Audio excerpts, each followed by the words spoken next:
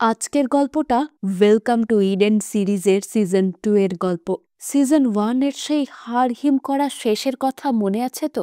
জোয়া যখন প্রায় পালিয়ে গেছিল, ঠিক তখনই তার সব আশা চুরমার হয়ে যায়। এই সিজনটা শুরু হয় ঠিক সেখান থেকে, যেখানে আমাদের দম বন্ধ করা উত্তেজনা নিয়ে ছেড়ে দেওয়া হয়েছিল।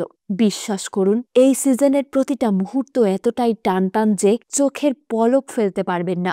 আর হ্যাঁ, আজকের গল্পে ভাই বোনের সম্পর্ক, ভালোবাসা, বিশ্বাসঘাতকতা আর বেঁচে থাকার লড়াই সবই আছে। তাহলে চলুন আর স্কিপ না করে ইডেনের এই নতুন অধ্যায়ের গল্পটা রিক্যাপ করা যাক।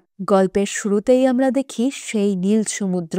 জোয়া তখন মাঝ সমুদ্রে, তার সামনেই সেই কাঙ্ক্ষিত জাহাজ, যা তাকে এই নরক থেকে মুক্তি দিতে পারে। চার্লি তো জোয়ার দিকে তাকিয়ে আছে, ভাবছে জোয়াও বুঝি উঠে আসবে, কিন্তু না, জোয়ার চোখ তখন আটকে গেছে অন্য জায়গায়। ইডেনের দিকে আসা নতুন গেস্টদের বোটে জোয়া দেখতে পায় তার নিজের ছোট বোন গ্যাবিকে।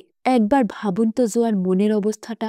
যে বোনকে মানুষ করতে সে তার নিজের জীবন বাজি রেখেছিল, সেই বোনই এখন নিজের পায়ে এই মৃত্যুপরীতে এসে হাজির। মুহূর্তের মধ্যেই জোয়ার সব প্ল্যান বদলে যায়। স্বাধীনতার মোহ ত্যাগ করে বোনের জন্য সে আবারও সেই অভিশপ্ত আইল্যান্ডের দিকে সাঁতার কাটতে শুরু করে। চার্লি অবাক হয়ে তাকিয়ে থাকে, কিন্তু জোয়া তখন আর পিছন ফিরে তাকায় না। জোয়া তখন সমুদ্রের ঢেউয়ের সাথে লড়াই করে আবার ইডেনের তীরে আসে। তখন সে সম্পূর্ণ বিধ্বস্ত, তার শরীরে আর এক বিন্দু শক্তি অবশিষ্ট নেই। সে ভাবে সে লুকিয়ে ক্যাম্পে ফিরে গিয়ে গ্যাবিকে খুঁজে বের করবে, কিন্তু তীরে ওঠার সাথে সাথেই তার সামনে এসে দাঁড়ায় নিকো। নিকোকে দেখেই জোয়ার রক্ত হিম হয়ে যায়। নিকো তো আগে থেকেই জানতো জোয়া পালানোর চেষ্টা করছে। জোয়া কিছু বলার আগেই নিকো তার উপর ঝাঁপিয়ে পড়ে। জোয়া বাঁচার জন্য প্রচন্ড ধস্তাধস্তি করে, কিন্তু নিকোর শক্তির কাছে সে টিকতে পারে না। নিকো তাকে জোর করে ধরে একটা ইঞ্জেকশন পুশ করে দেয়। জোয়ার চোখের সামনে সব ঝাপসা হয়ে আসে আর সে অজ্ঞান হয়ে পড়ে। নিকোর এই রূপটা দেখে সত্যিই ভয় লাগে। যে ছেলেটা জোয়াকে ভালোবাসার কথা বলতো, সেই আজ তার এত বড় শত্রু। এদিকে আইল্যান্ডের অন্য প্রান্তে নতুন অতিথিদের বোট এসে ভিড়ে। 100 জন নতুন ছেলে মেয়ে, তাদের চোখে মুখে উত্তেজনা। তারা ভাবছে তারা স্বর্গে এসেছে। এদের মধ্যে আছে জোয়ার বোন গ্যাবি আর তার নতুন বন্ধু সম। গ্যাবি কিন্তু এখানে পার্টি করতে আসেনি, সে এসেছে তার নিখোঁজ বোন জোয়াকে খুঁজতে। বেচারি গ্যাবি, সে যদি জানতো এই সুন্দর আইল্যান্ডের আড়ালে কি ভয়ঙ্কর সত্য লুকিয়ে আছে। অ্যাস্ট্রিড আর এরিক তাদের মিষ্টি হাসি দিয়ে সবাইকে ওয়েলকাম করে। বিশেষ করে গ্যাবি আর সমের দিকে তাদের বিশেষ নজর থাকে। অ্যাস্ট্রিড বরাবরের মতো বলে, ওয়েলকাম টু ইডেন, কিন্তু আমরা তো জানি এই ওয়েলকামের অর্থ আসলে মৃত্যু ফাঁদে পা দেওয়া। জোয়ার যখন জ্ঞান ফেরে সে দেখে সে একটা অন্ধকার গুহায় বন্দি। সামনে বসে আছে নিকো। জোয়ার রাগে ফেটে পড়ে, কিন্তু নিকো খুব ঠান্ডা মাথায় তাকে ব্ল্যাকমেল করতে শুরু করে। নিকো বলে, আমি যদি অ্যাস্ট্রিডকে বলে দেই যে তুমি পালানোর চেষ্টা করছিলে, তাহলে তোমার কি হবে জানো? জুডির মতো তোমাকেও মেরে ফেলা হবে। নিকোর এই কথা শুনে জোয়ার শিউরে ওঠে। সে বুঝতে পারে এখন থেকে তাকে নিকোর হাতের পুতুল হয়েই থাকতে হবে। নিকো তাকে আরো শাসায় যে বেলের সাথে জোয়া যেন বেশি মেলামেশা না করে।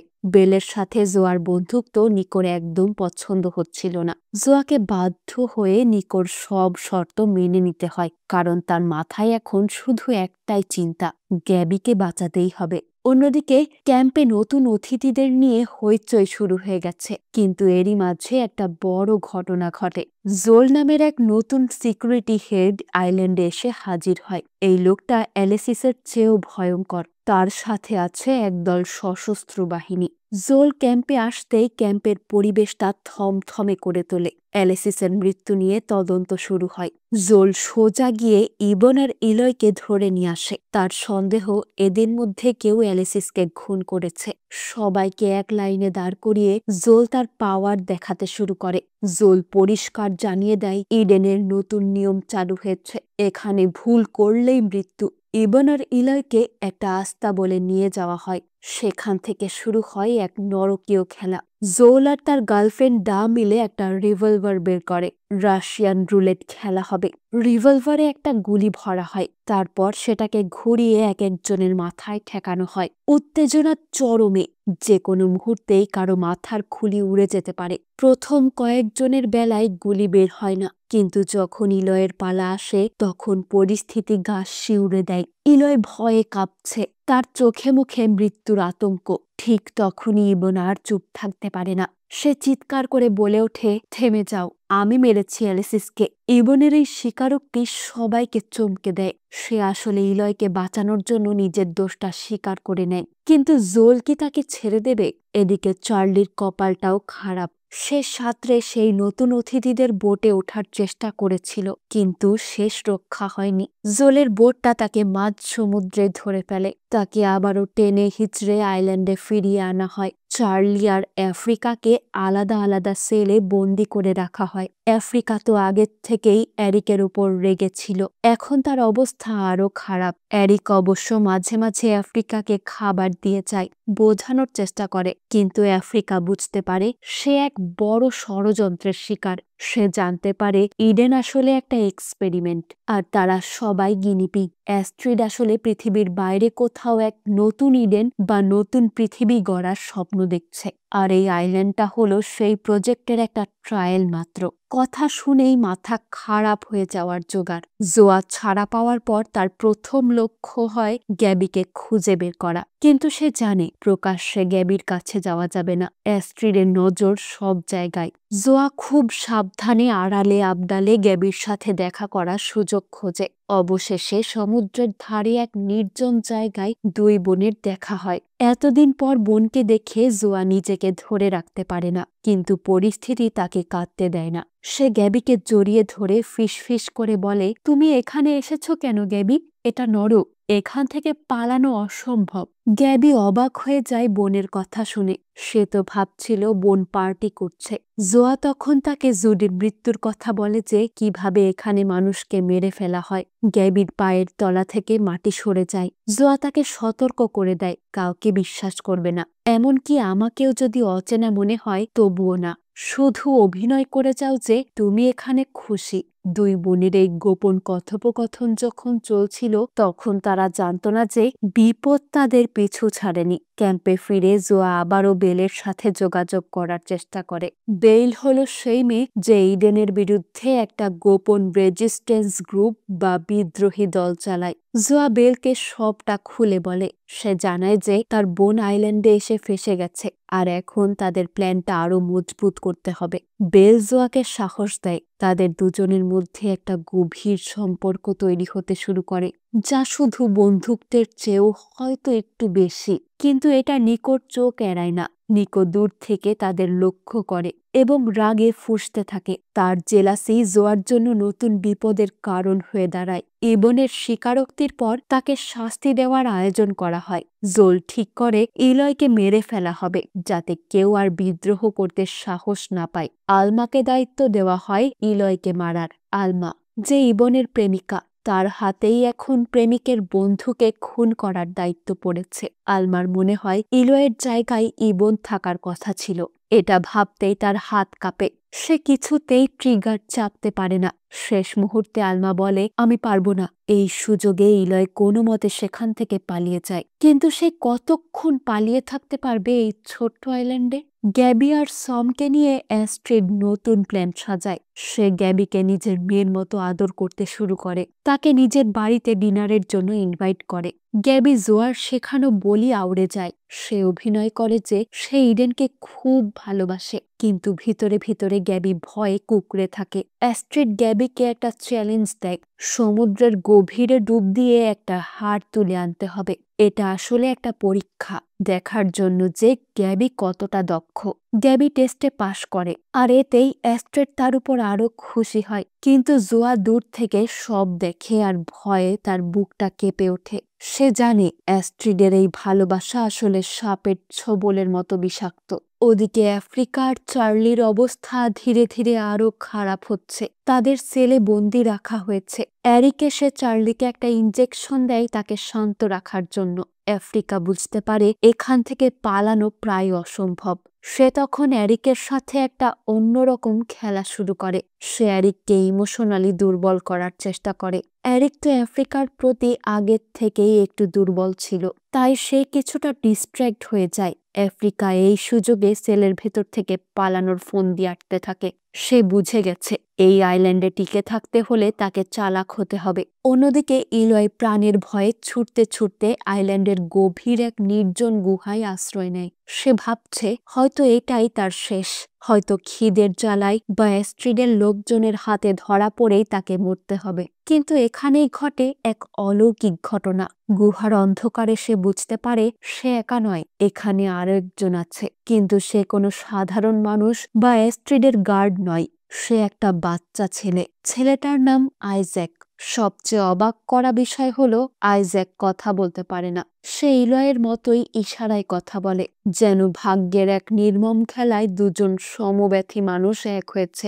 আইজ্যাক ইলয়কে দেখে ভয় পায় না, বরং তাকে খাবার এনে দেয়, তার চিকিৎসা করে। ইলয় অবাক হয়ে যায় আইজ্যাকের সাইন ল্যাঙ্গুয়েজের উপর দক্ষতা দেখে। পরে জানা যায় আইজ্যাক মাত্র এক রাতেই এই ভাষা শিখে নিয়েছে। আর তারপরেই বেরিয়ে আসে সেই বিস্ফোরক সত্যটা, আইজ্যাক আসলে অ্যাস্ট্রিড আর এরিকের ছেলে। হ্যাঁ, ঠিকই শুনছেন, এই আইল্যান্ডের নিয়ম হলো বাচ্চা নেওয়া যাবে না।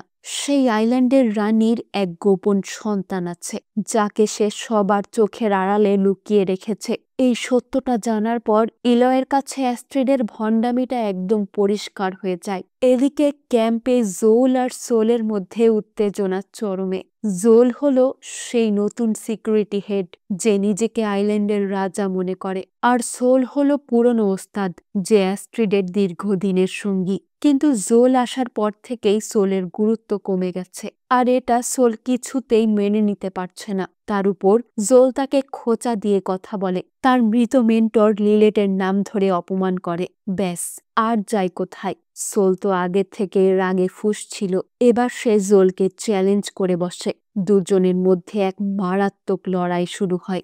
সোল বয়সে বড় হলেও তার টেকনিক আর অভিজ্ঞতার কাছে জোলকে নাস্তানাবুদ করে দেয়। সে জোলকে এমন করে মারে যে জোল প্রায় আধমরা হয়ে যায়। কিন্তু শেষমেশ ইভা নামের মেয়েটা এসে তাদের থামায়, নইলে হয়তো সোল আজই জোলকে শেষ করে দিত। এই ঘটনা আমাদের বুঝিয়ে দেয় যে ইডেনের ভেতরের কাঠামোটা কতটা নড়বড়ে হয়ে গেছে, নিজেদের মধ্যেই কামড়াকামড়ি শুরু হয়ে গেছে। কিন্তু আসল নাটকটা অপেক্ষা করছে অন্য জায়গায়। নিকো, সেই ছেলেটা যে জোয়াকে ভালোবাসার নামে একরকম বন্দি করে রেখেছিল, সে এবার গোয়েন্দাগিরি শুরু করেছে।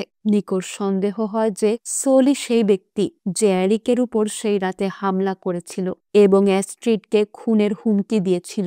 সে ভাবে সোলকে ধরিয়ে দিতে পারলেই অ্যাস্ট্রিডের কাছে তার প্রমোশন পাকা। এই প্রমোশনের লোভে সে জোয়াকে জোর করে সোলের ঘরে নিয়ে যায় প্রমাণ খুঁজতে। জোয়া যেতে চায়নি, কিন্তু নিকোর জেদের কাছে সে হার মানে। সোলের ঘরে ঢুকে তারা সত্যিই কিছু প্রমাণ পায়, কিন্তু ঠিক তখনই সোল ফিরে আসে। নিকো আর সোলের মধ্যে শুরু হয় এক মরণপণ লড়াই। নিকো লম্বা চওড়া শক্তিশালী ছেলে, সে সোলকে প্রায় কাবু করেই ফেলেছিল। কিন্তু সোল তো এত সহজে হার মানার পাত্র নয়। কোণঠাসা হয়ে সোল হাতের কাছে থাকা একটা সিরিঞ্জ তুলে নেয় এবং সেটা নিকোর ঘাড়ে বসিয়ে দেয়। সিরিঞ্জের ভেতরে ছিল অতিরিক্ত মাত্রার ড্রাগ বা বিষ। মুহূর্তের মধ্যেই নিকোর শরীর অবশ হয়ে আসে, তার শ্বাস নিতে কষ্ট হতে থাকে। এখন দৃশ্যটা কল্পনা করুন, নিকো মাটিতে পড়ে ছটফট করছে, তার চোখ দুটো জোয়ার দিকেই তাকিয়ে আছে সাহায্যের আশায়। আর জোয়া, সে দাঁড়িয়ে আছে। সে চাইলেই নিকোকে সাহায্য করতে পারে, কাউকে ডাকতে পারে, কিন্তু সে তা করে না। কেন জানেন? কারণ নিকো তার কাছে আর তার প্রেমিক ছিল না, হয়ে উঠেছিল এক ভয়ঙ্কর ব্যথা। নিকো তাকে ব্ল্যাকমেল করছিল, তার জীবন অতিষ্ঠ করে তুলেছিল। জোয়া ভাবে নিকো বেঁচে থাকলে সে বা তার বোন গ্যাবি কেউই বাঁচবে না। তাই জোয়া সোলের পক্ষ নেয় এবং চুপচাপ দাঁড়িয়ে নিকোর মৃত্যু দেখে। নিকো তার শেষ নিঃশ্বাস ত্যাগ করার আগে জোয়াকে বলে যে সে জোয়াকেই ভালোবাসে। কিন্তু জোয়ার পাথরের মতো মুখ দেখেই বোঝা যায় এই ভালোবাসার আর কোনো মূল্য তার কাছে নেই। নিকোর মৃত্যুটা ছিল করুণ, কিন্তু ইডেনের মতো জায়গায় দয়া দেখানোর কোনো স্থান নেই। পরে জোয়া আর বেল মিলে নিকোর লাশটা সমুদ্রে ফেলে দেয়, যেন কিছুই হয়নি। নিকোর এই পরিণতি আমাদের কাঁপিয়ে দেয়। সাথে সাথে জোয়ার চরিত্রের এক অন্ধকার দিকও উন্মোচিত হয়। টিকে থাকার জন্য মানুষ কতটা নিষ্ঠুর হতে পারে, তাই না? নিকোর মৃত্যুর পর সোল কিন্তু থেমে থাকে না। সে চলে যায় তার মেন্টর লিলেটের কবরের কাছে। সেখানে দাঁড়িয়ে সে প্রতিজ্ঞা করে সে এর শেষ দেখেই ছাড়বে। জানা যায় এই ইডেনের নীল পানীয় বা ব্লু ইডেন আসলে এই লিলেটই তৈরি করেছে, কিন্তু অ্যাস্ট্রিড তাকে সরিয়ে দিয়ে সব কৃতিত্ব নিজের নামে চালিয়ে দিয়েছে আর লিলেটকে হত্যা করেছে। সোলের এই রাগ, এই বিদ্রোহ আসলে তার গুরুর হত্যার প্রতিশোধ নেওয়ার জন্য। সে বেলকে বলে যে সে একাই এই কাজ করবে, কারণ সে চায় না তার জন্য অন্য কেউ বিপদে পড়ুক। সোল হয়তো ভিলেনের মতো আচরণ করেছে, কিন্তু তার মোটিভটা জানার পর তার প্রতি একটু হলেও সহানুভূতি জাগে। অন্যদিকে অ্যাস্ট্রিড আয়োজন করে এক বিশেষ সভার কমিটি মিটিং। উদ্দেশ্য বন্দি চার্লি আর আফ্রিকার ভাগ্য নির্ধারণ করা। তাদের বাঁচিয়ে রাখা হবে নাকি মেরে ফেলা হবে তা ভোটের মাধ্যমেই ঠিক করা হবে। ভাবুন একবার, মানুষের জীবন নিয়ে লুডু খেলা হচ্ছে। আফ্রিকা আর চার্লিকে নিয়ে আসা হয়। প্রথমে আফ্রিকার পালা। অ্যাস্ট্রিড জানতে চায় কে কে আফ্রিকার মৃত্যুদণ্ডের পক্ষে। সোল, এরিক আর মাইকা বিপক্ষে ভোট দেয়, কিন্তু অ্যাস্ট্রিড তো আগে থেকেই ঠিক করে রেখেছে কি করবে। সে নিজেই চূড়ান্ত সিদ্ধান্ত নেয় যে আফ্রিকাকে মরতে হবে। এরপর আসে চার্লির পালা। মাইকা, যে মনে মনে চার্লিকে ভালোবাসে, সে এবং এরিক চার্লিকে বাঁচানোর জন্য ভোট দেয়। পরিস্থিতি যখন টান টান, ঠিক তখনই ঘটে এক নাটকীয় ঘটনা। মাইকা চুপি চুপি মেইন পাওয়ার সাপ্লাই বন্ধ করে দেয়। গোটা ঘর অন্ধকারে ডুবে যায়, আর সেই অন্ধকারের সুযোগে দরজা খুলে দেওয়া হয় যাতে চার্লি আর আফ্রিকা পালাতে পারে। আলো যখন ফিরে আসে তখন দেখা যায় এক ভয়াবহ দৃশ্য। সোল তার ছুরি বের করে সোজা অ্যাস্ট্রিডের গলায় ধরেছে। সে সবাইকে জিম্মি করে ফেলে। সোল চিৎকার করে স্বীকার করে যে সেই এরিকের উপর হামলা করেছিল। সে অ্যাস্ট্রিডের মুখের মুখোশ খুলে দিতে চায় সবার সামনে। চার্লি আর আফ্রিকা তখন পালানোর চেষ্টা করছে, কিন্তু মজার ব্যাপার হলো আফ্রিকা পালানোর সময় ঘরের ভেতর সোল আর অ্যাস্ট্রিডের ধস্তাধস্তির শব্দ শুনে। সে পালিয়ে না গিয়ে উল্টো ফিরে আসে এবং সোলের উপর হামলা করে। কেন করলো সে এটা? হয়তো সে ভেবেছিল অ্যাস্ট্রিডকে বাঁচালে তার শাস্তি কম হবে। আফ্রিকার এই বোকামির সুযোগে জোল গুলি চালায়। গুলিটা লাগে সোলের গায়ে। আহত সোল কোনো মতে সেখান থেকে পালিয়ে যায়, কিন্তু সে বেশি দূর যেতে পারে না। রক্তে ভেসে যাচ্ছে তার শরীর।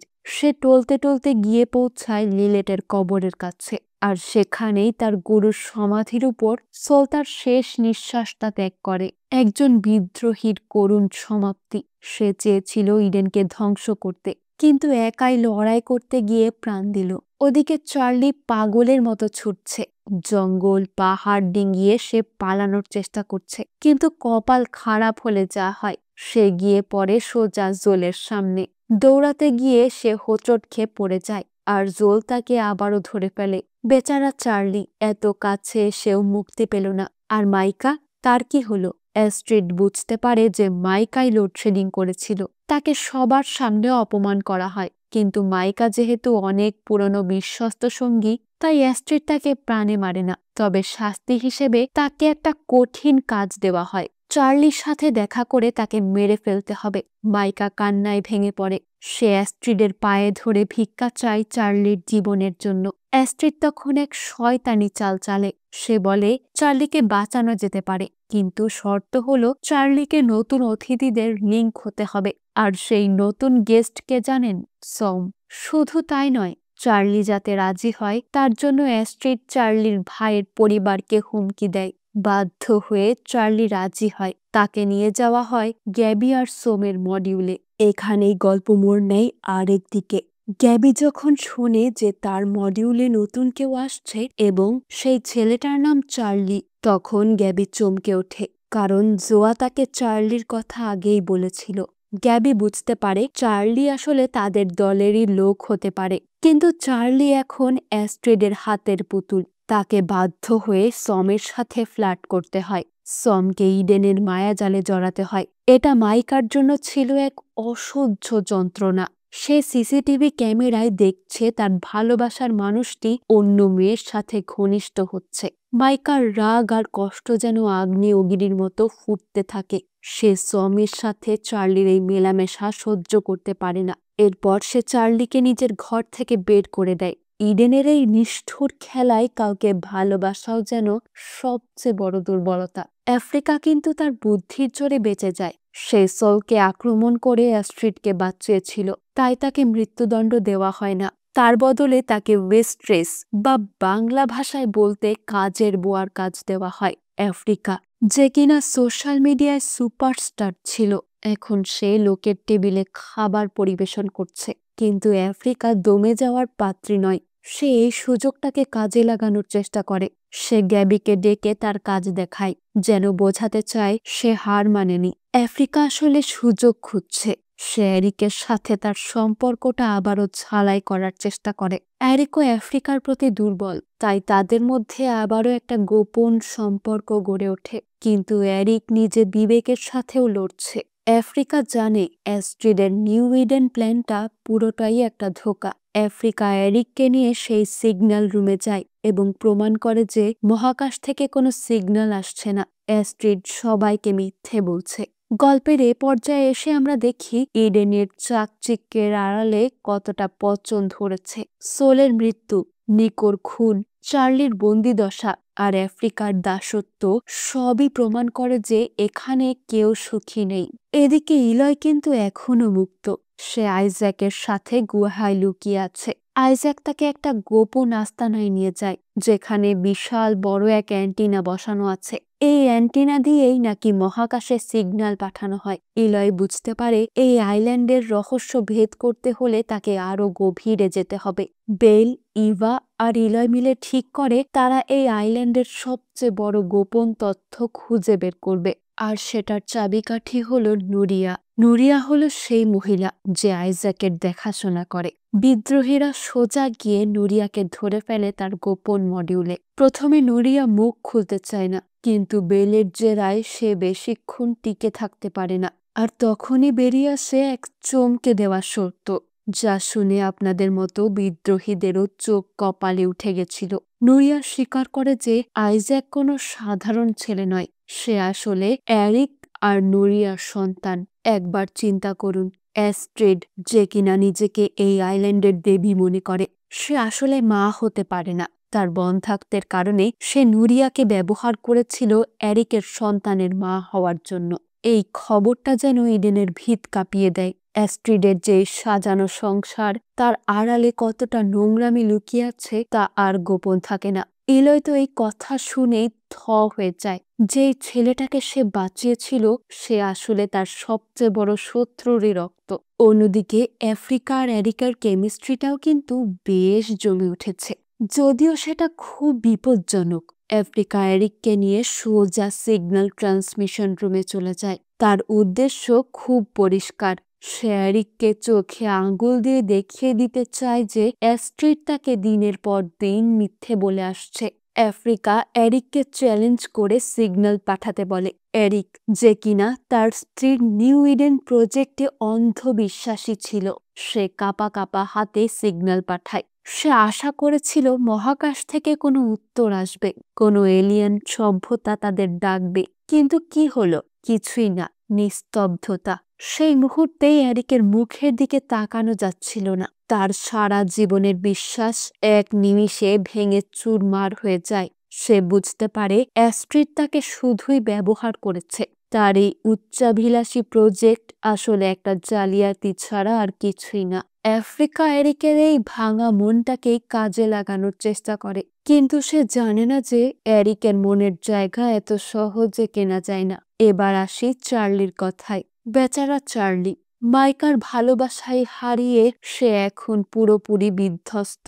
মাইকা তাকে সমের সাথে লিঙ্ক হওয়ার জন্য বাধ্য করেছে, আর চার্লি সেটা কিছুতেই মেনে নিতে পারছে না। যন্ত্রণায় ছটফট করতে করতে সে এক ট্রে ব্লু ইডেন ড্রিঙ্ক চুরি করে ফেলে।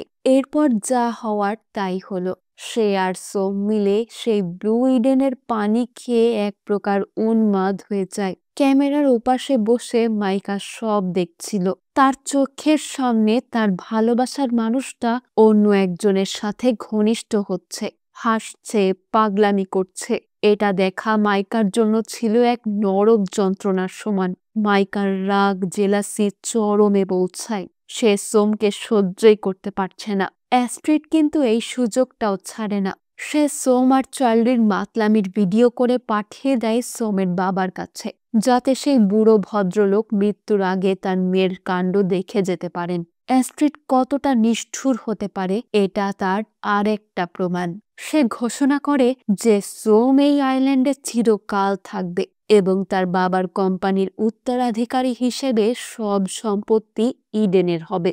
সম বেচারি তো জানেই না তার জীবনটা কিভাবে বিক্রি হয়ে গেল। এদিকে জোয়া আর ইবন কিন্তু বসে নেই। তারা তাদের মিশনের শেষ পর্যায়ে চলে এসেছে। প্ল্যানটা হলো বিস্ফোরক দিয়ে অ্যাস্ট্রিডকে উড়িয়ে দেওয়া। জোয়া গুহায় আগুন জ্বালিয়ে গার্ডদের দৃষ্টি আকর্ষণ করে, আর সেই ফাঁকে ইবন সমুদ্র সৈকত থেকে এক ব্যাগ ভর্তি বিস্ফোরক চুরি করে নিয়ে আসে। সব ঠিকঠাকই চলছিল। তারা বিস্ফোরকগুলো লুকিয়ে রাখে একটা গোপন গুহায়। কিন্তু ওই যে বললাম, ইডেনে দেওয়ালেরও কান আছে। আফ্রিকা হঠাৎ করেই সেখানে হাজির হয়। সে এসেছিল একটা খবর দিতে যে এরিক আর আইজ্যাক ওই মডিউলে শিফট করছে। কিন্তু এখানে এসে সে দেখে ফেলে বোমার সরঞ্জামগুলো। আফ্রিকা তো ভয়ে পালানোর চেষ্টা করে। জোয়া আর বেল তাকে ধাওয়া করে। আফ্রিকার ড্রাইভিং স্কিল অনেক ভালো হলেও জোয়াদের জেদের কাছে সে হেরে যায়। শেষমেশ তাদের মধ্যে একটা চুক্তি হয়। আফ্রিকা কথা দেয় সে এই প্ল্যানের কথা কাউকে বলবে না, কিন্তু বিনিময়ে এরিকের কোনো ক্ষতি করা যাবে না। বেল আর জোয়া রাজি হয়। তারা ঠিক করে অ্যাস্ট্রিড যখন একা থাকবে তখনই তারা হামলা করবে। কিন্তু ভাগ্য বোধহয় জোয়ার সহায় ছিল না। বেল আর জোয়া খবর পায় যে অ্যাস্ট্রিড নুরিয়ার পাঠানো সিগন্যাল পেয়ে সেখানেই আসছে। এটাই সুযোগ। বেল হাতে ডিটোনেটর নিয়ে তৈরি। তার কপালে বিন্দু বিন্দু ঘাম, বুকে ধপধপ শব্দ। অ্যাস্ট্রিডের গাড়ি এসে পৌঁছায়। বেল বোতামটা টিপতেই যাবে, ঠিক তখনই ঘটে সেই অঘটন। অ্যাস্ট্রিডের গাড়ির পিছন পিছন আরেকটা গাড়ি এসে থামে। গাড়ি থেকে নামে আলমা আর সেই ছোট্ট আইজ্যাক। বেল থমকে যায়। সে বিদ্রোহী হতে পারে, কিন্তু খুনি নয়। একটা নিষ্পাপ শিশুকে সে কিভাবে মারবে? জোয়া পাশ থেকে চিৎকার করে বলে, বোতামটা টিপ দাও বেল, এটাই একমাত্র সুযোগ। কিন্তু বেলের হাত কাঁপে। সে পারে না।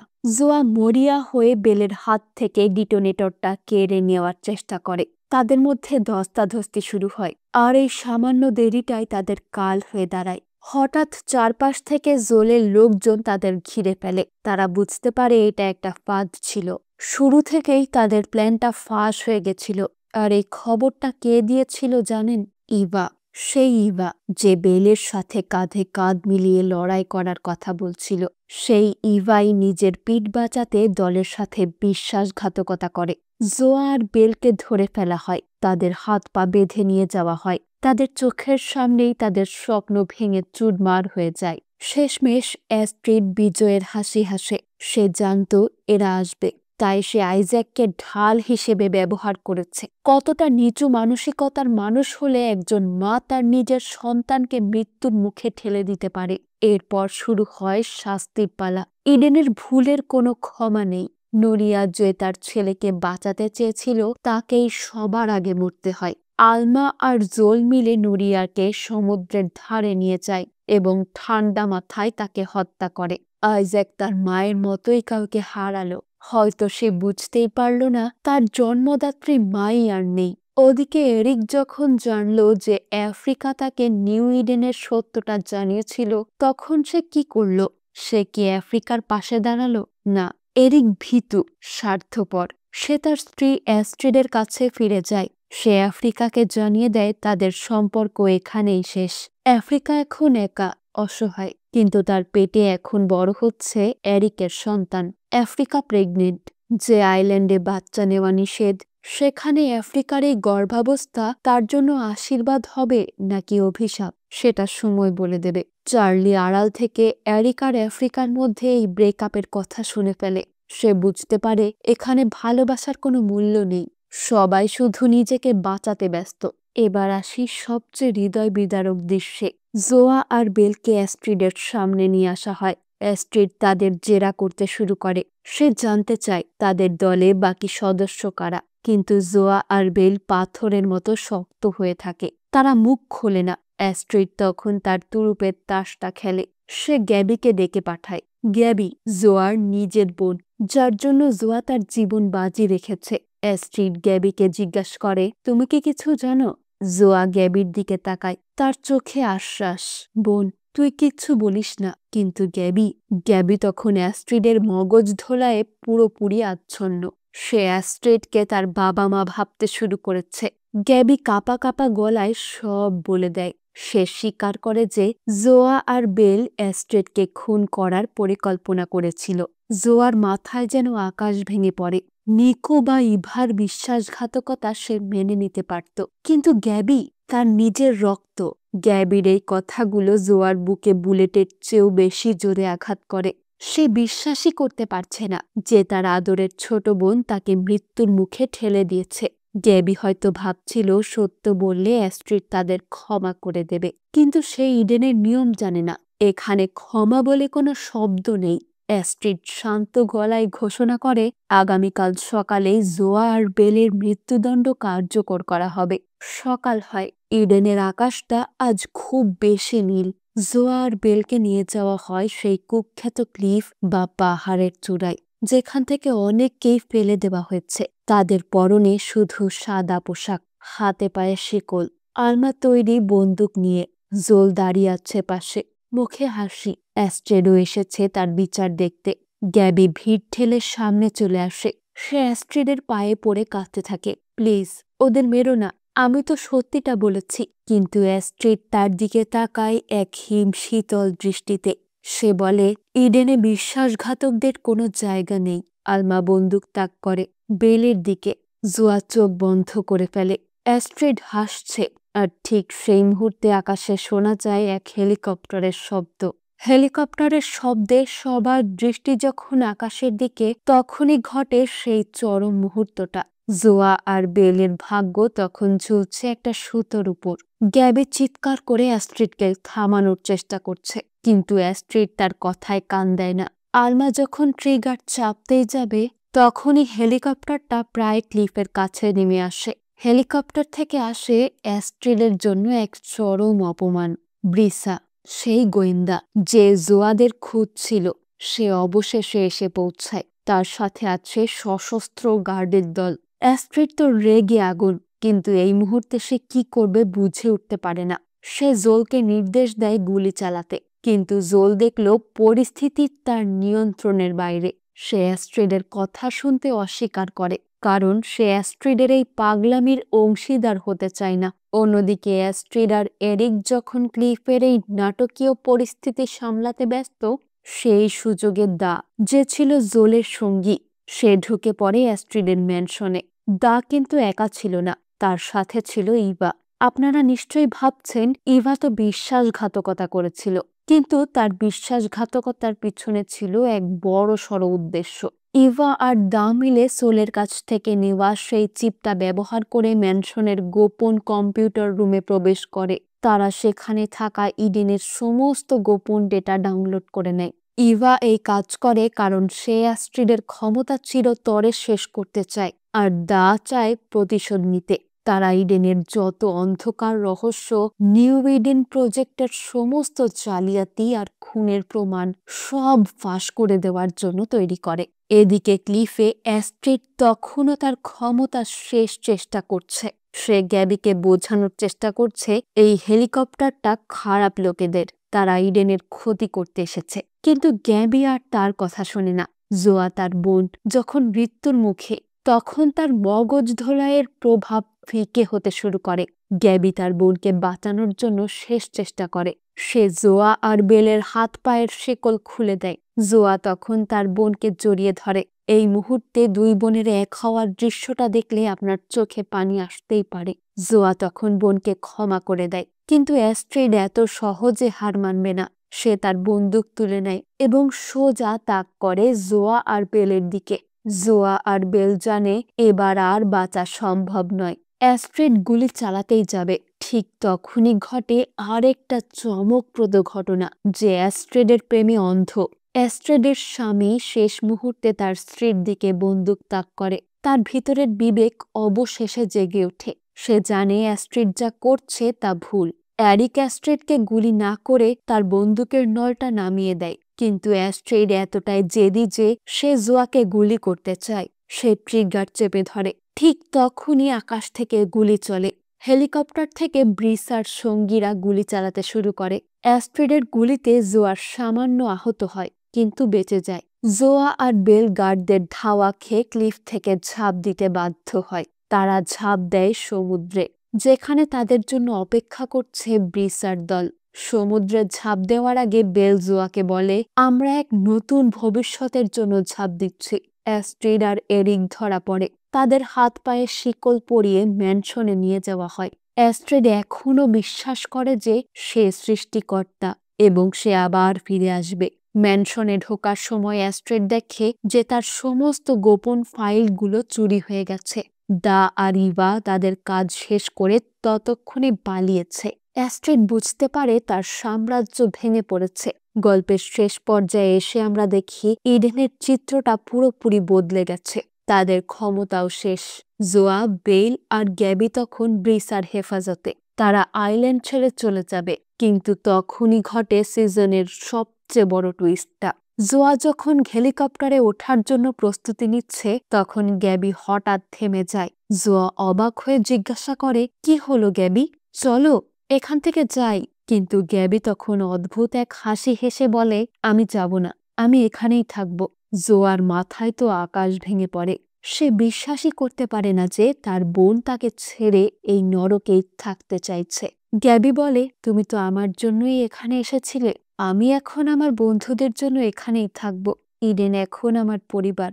গ্যাবি শেষ পর্যন্ত অ্যাস্ট্রিডের মগজ ধোলাইয়ের শিকার হয়ে যায়। সে বিশ্বাস করে নেয় যে ইডেনই তার আসল ঘর।